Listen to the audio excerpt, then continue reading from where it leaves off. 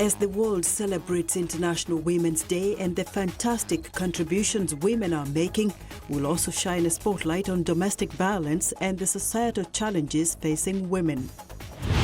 And in South Africa, women punch their way into a male-dominated sport. Africa 54 starts right now. Good evening and welcome. I'm Vincent McCory. This is Africa 54.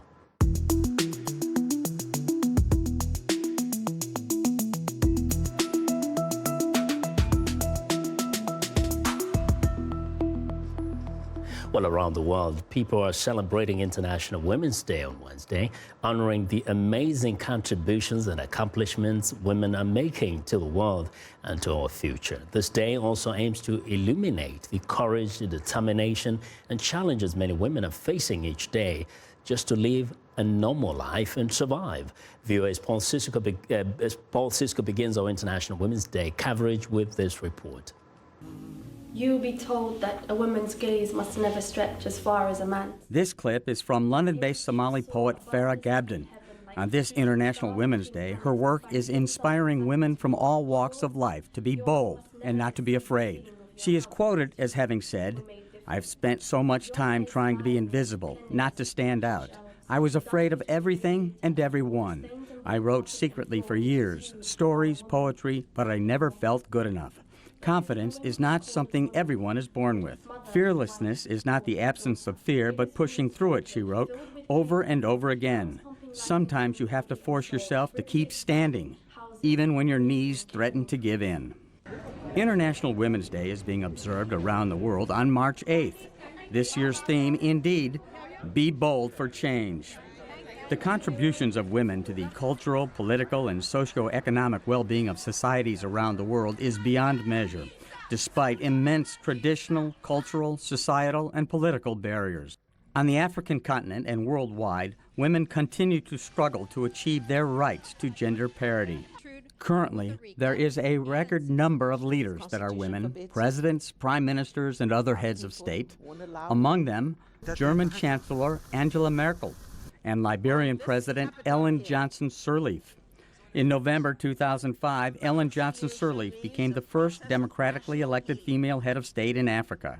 In January 2018, at the end of her second term, presidential power in Liberia is expected to be passed on to another leader. An increasing number of women are becoming politically engaged across Africa, and they face great difficulties winning public office and, once elected, maintaining their posts. The political culture in Africa is still largely dominated by entrenched loyalties and deep financial and social networks, from which women are junior members at best. The African Union, despite being recently chaired by South Africa's Dlamini Zuma, remains what many complain of as the old boys club. Paul Cisco, VOA News, Washington. Well, for more insight on International Women's Day, I'm joined by Mrs. Jessica Mushala. She's the president and founder of Sheena, an organization devoted to empowering indigenous women within the confines of their cultural practices. Mrs. Mushala, welcome to Africa 54. I'm also joined by my colleague, Salem Solomon, and welcome to you too. Great to be here. Begin with Mrs. Mushala, you know, I would say we probably celebrate a woman every day. We should. Yes. But why is it important to have one day of the year devoted and set aside to just celebrating women? I guess in order for us to change the mindset of the communities in general, or the society thinking and practices, we need to be able to use one day where we can advertise some sort of, or bring awareness on the issues impacting women, not only in the city, but also in the village. With the technologies and social media and the telephone, this is a wonderful, wonderful way of reaching out to the deep in the village, rural village, to make sure the women understand they exist to be productive members of the society. And no one else can do it for us. We have to do it ourselves with the help, of course, of our brothers, as they'll put it. But at the end of the day, it should not be just saying it. It should be actually putting it in practice. Yes. Now, Salem, women are our mothers, our sisters, our daughters, our wives. Is this day necessarily a day that is just for women, or should actually this day be everybody's day? Honestly, I wanted her to kind of give us some thought on that. Sorry. Yeah, I mean, today, I think the importance of International Women's Day is to reflect on the progresses that we've made so far as women. And so, let's say, for instance, in terms of women being represented in business or politics, you know, Sub-Saharan Africa, for instance, has seen over 20% increase in parliamentarians, women parliamentarians, you know, being active, politically active in their countries. And so also this day marks the challenges that are ahead of us. So we have to reflect on the challenges that we have to take a closer look and see how far we've come. Let's say, for instance, across Africa, most of the challenging issues that we are dealing with include female genital mutilation, child marriage, traditional practices that are affecting a lot of African countries. So these are the challenges that need to be highlighted and thought about so we can improve the change. It's not just about how inclusive or exclusive the day should be for a certain gender. It's about the progresses that we've made so far and the challenges ahead of us. Which actually involve sometimes coming up against cultural practices which are not just about the women, but also about men and women and just society, right? That's right. Yes. And Ms. Michelle, just see if you can give your thoughts on this. You know, sometimes we try to figure out which is the best way to gauge how women are doing.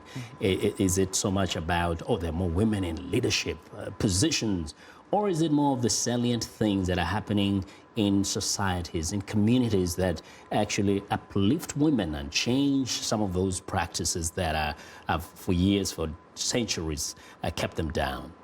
I look at it as, depending on who you're talking to. Yeah. When you say we try to figure out, who are you referring to? Who is trying to figure out? Mm-hmm. And that's why at Sheena, we kind of push a little bit envelope to make sure people are realistic. But going back to your topic, it's not about being in leadership. It's about being acknowledged. It's about being treated fairly within their culture.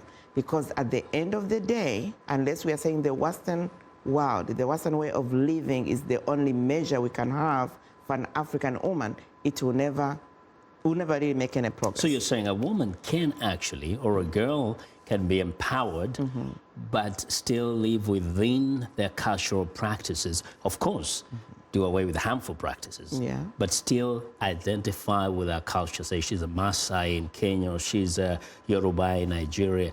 But that's what you're saying. Yeah, except who wants to lose their identity? I don't want to lose my identity. At the same time, let's look at its cultural practices. Who does it? Who accepts it? Who changes it? How do we change the mindset? If I take an example of what do you call it? Female genital mutilation. Yes, actually. Yeah. There is a FGM. Yeah, that's what I was looking for. Yeah. Really, who does the circumcision? It's not men. It's women. Yeah.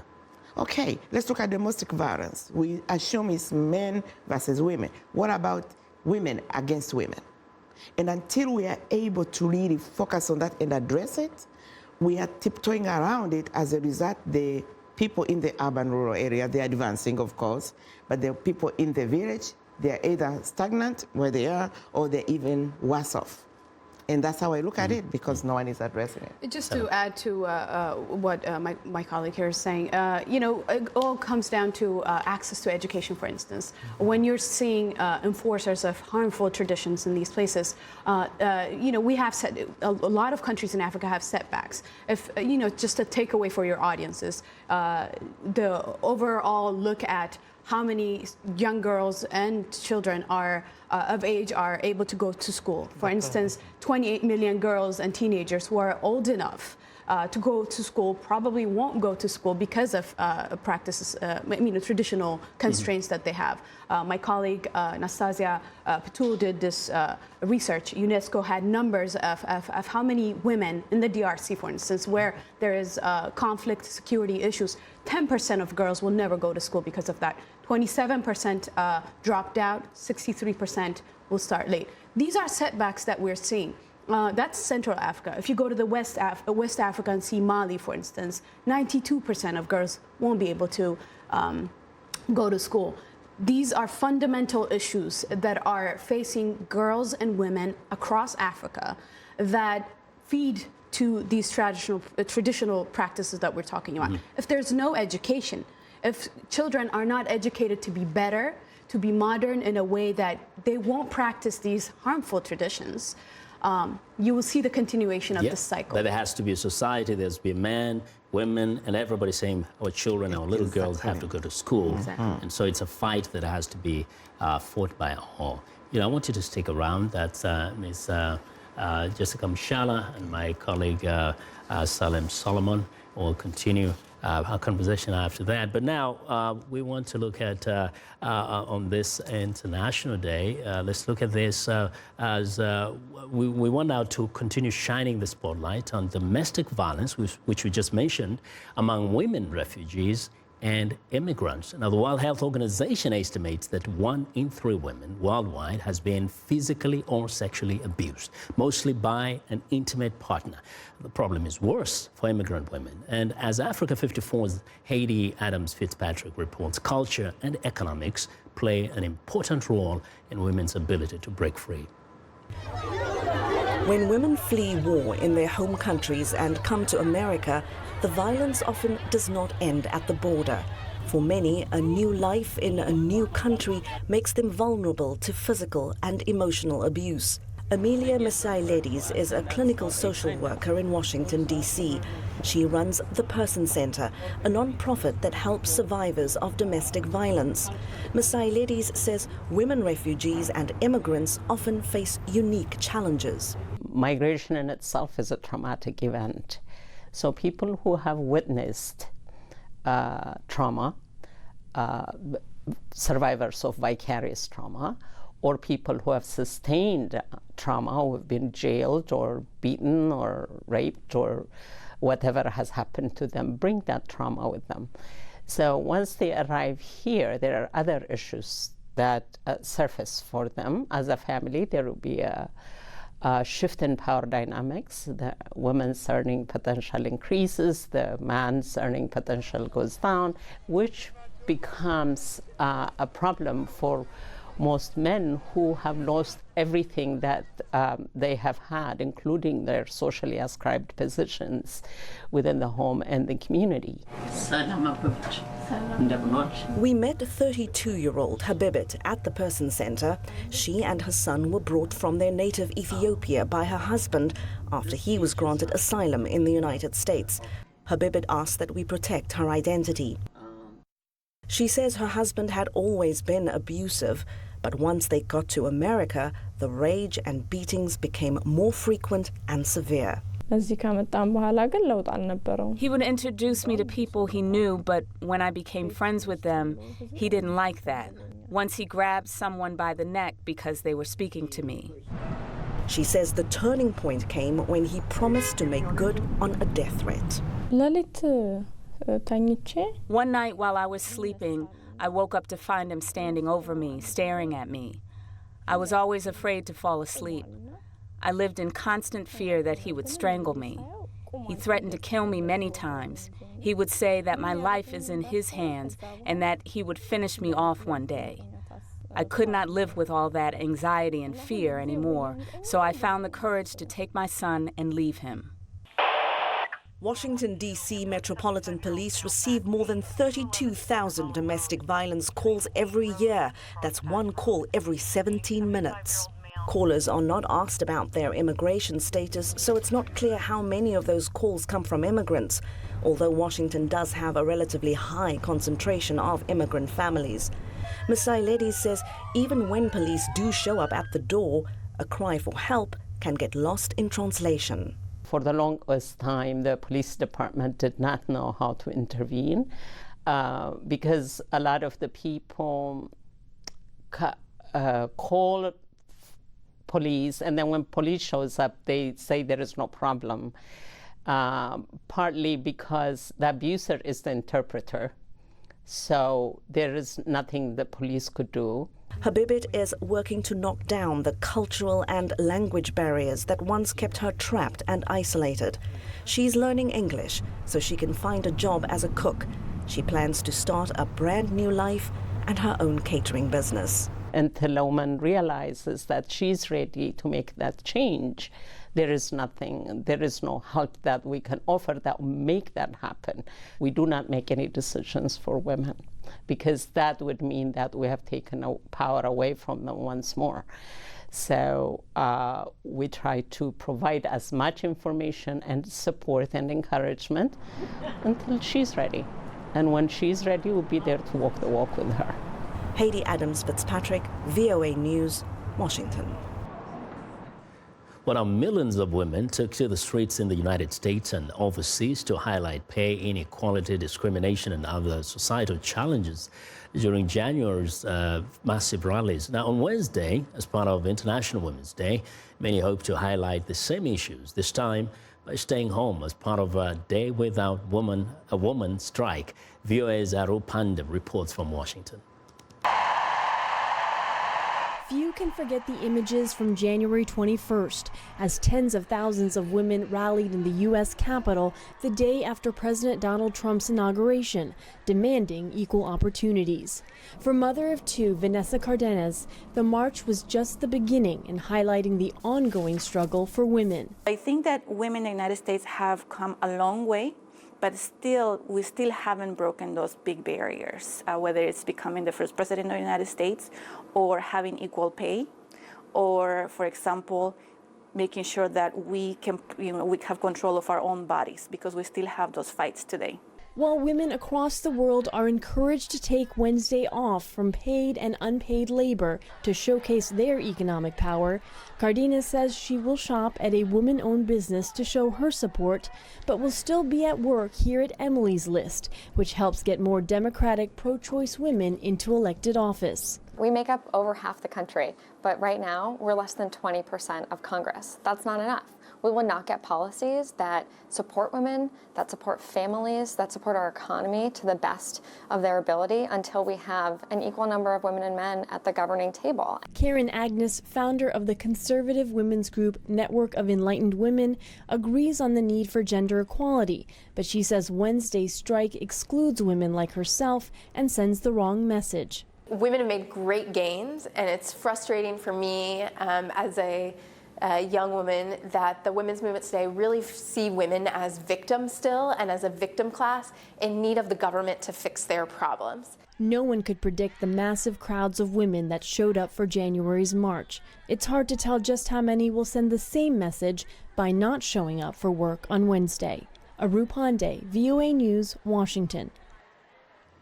We want to know what you think about Africa 54 and the stories we covered during the conversation on Facebook. The address is Africa 54. We're also streaming our show live on Facebook, so check us out and share our show with your friends.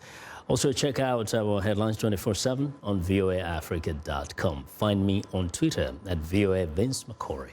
Now, coming up, VOA Director Amanda Bennett talks to women on the impact of terrorism in their countries. Stay with us.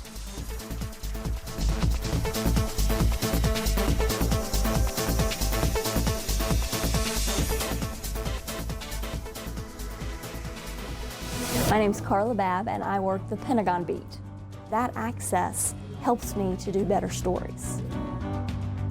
Every day it's my responsibility to collect all of the defense news. It keeps our VOA viewers informed. I get to travel all across the globe. Anything that's defense related and how to protect and keep people safe, that's where I'll go.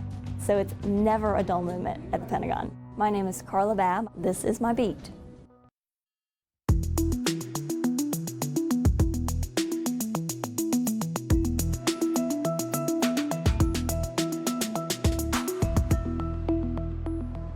Well, in celebration of International Women's Day, mothers from opposite ends of the African continent, Nigeria and Somalia, discussed their lives and expressed solidarity with each other as they face challenges related to extremism, migration, and health. VOA's director Amanda Bennett moderated the discussion with this extraordinary group of women. Now, here's VOA's Salem Solomon. Today, March 8, is International Women's Day, a time to reflect on the progress and immense challenges facing women across the globe. In Nigeria, next month marks the 3rd anniversary of the kidnapping of 276 Chibok schoolgirls, most of whom are still held by their abductors. One of those girls is Sarah Samuel.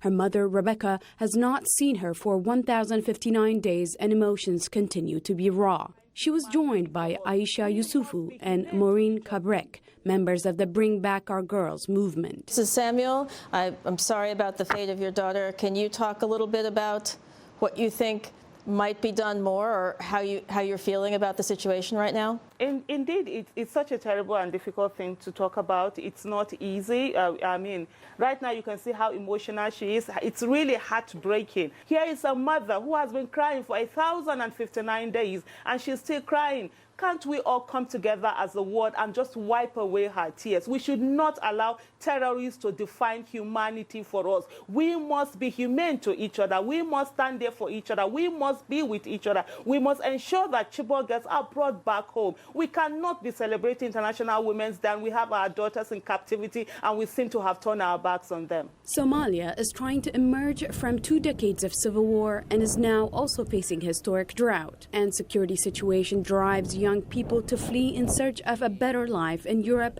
and some fall into the hands of traffickers who demand ransom from families.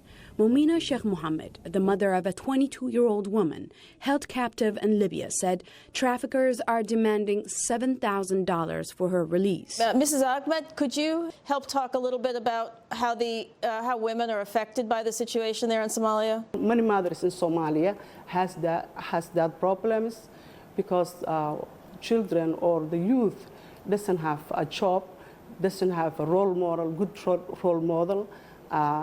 They try to find out way they think they can build their futures.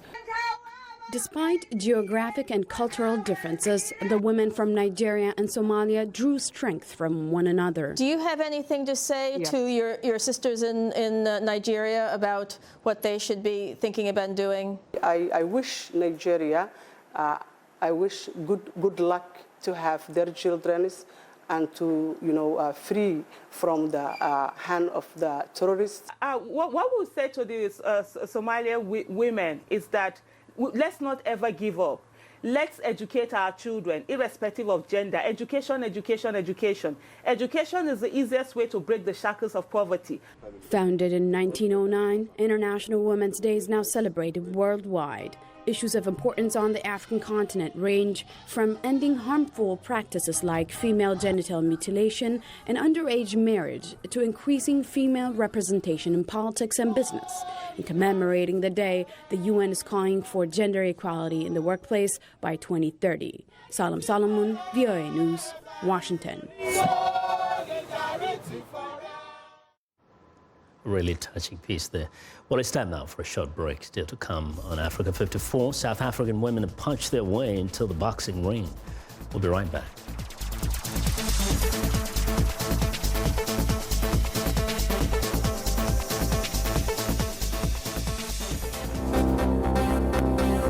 If you've just joined us, I'm Mariama Diallo, and here is a quick recap of today's headlines. In Madagascar, tropical cyclone Enao slams into the island, killing 3 people and displacing hundreds.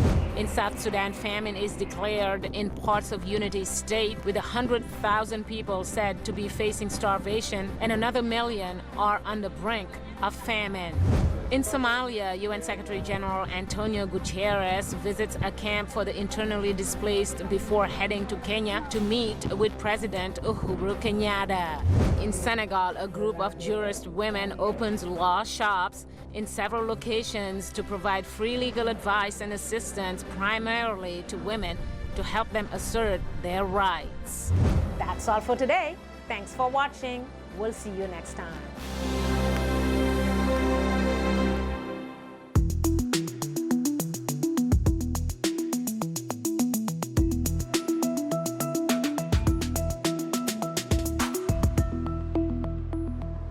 Well, in the decade since South Africa allowed women to become professional boxers, only a few dozen have taken up the sweet science. While the fighters don't lack for talent, they say they struggle for opportunities and recognition and face intense pressure to quit.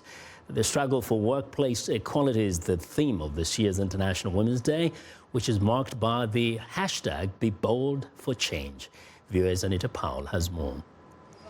Selina Mabunda is fighting in the shadows as the newest of South Africa's tiny circle of professional women boxers.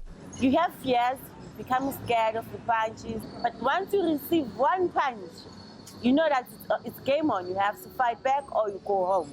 Her quest for recognition has been an uphill battle, especially with her own mother, who once tagged along to watch her train at Johannesburg's Hillbrow Boxing Club. You won't believe what she said after I've done training. She was like, why don't you get a child first? She was so scared that I wouldn't be able to bear children like the way I train. The gym is a male-heavy space, but has trained several female fighters, amateur and professional. A prize fight can bring a pro boxer thousands of dollars. I love to train women because they are so fast to understand. They are so quick to understand. But other women say talent isn't enough to go all the way.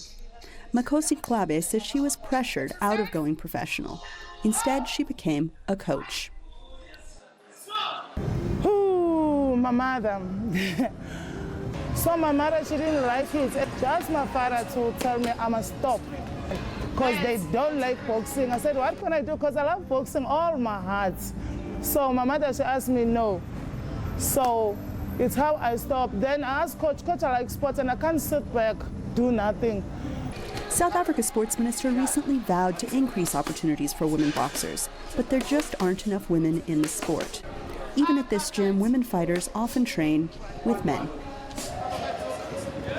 Most of the time we'll find that there is a tournament, but there is not even one female boxer inside of that tournament. They're all male. Mabunda doesn't have a fight coming up, despite having recently passed the test to go pro. But when she does, she says, she plans to come out swinging and get that knockout. Anita Powell, VOA News, Johannesburg. I don't want to get into a fight with that girl. Well, that's our show for today, and I'll be sure to watch Africa 54 on our website at voaafrica.com. For more news, tune in to VOA's evening radio show, Africa News Tonight, at 1800 UTC. And in the mornings to Daybreak Africa between 0300 and 0600 UTC, Monday through Friday. Thanks a lot for watching from all of us in Washington. Have a good night.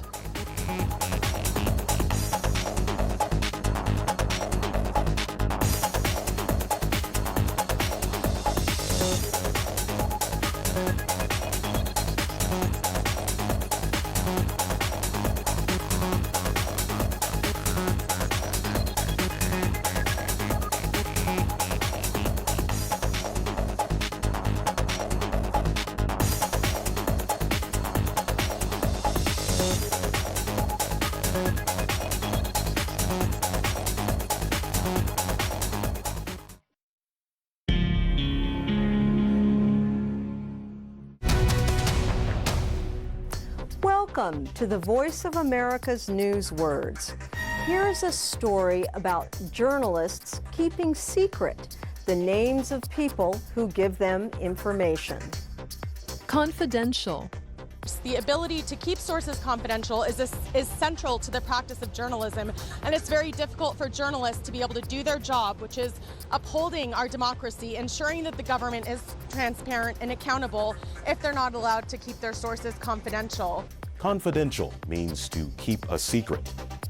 Sometimes journalists keep secret the names of their sources to prevent them from getting into trouble. Friends also keep information confidential. Now, when you hear the word confidential, you will know what this news word means. Find us and friend us on Facebook. VOA Learning English.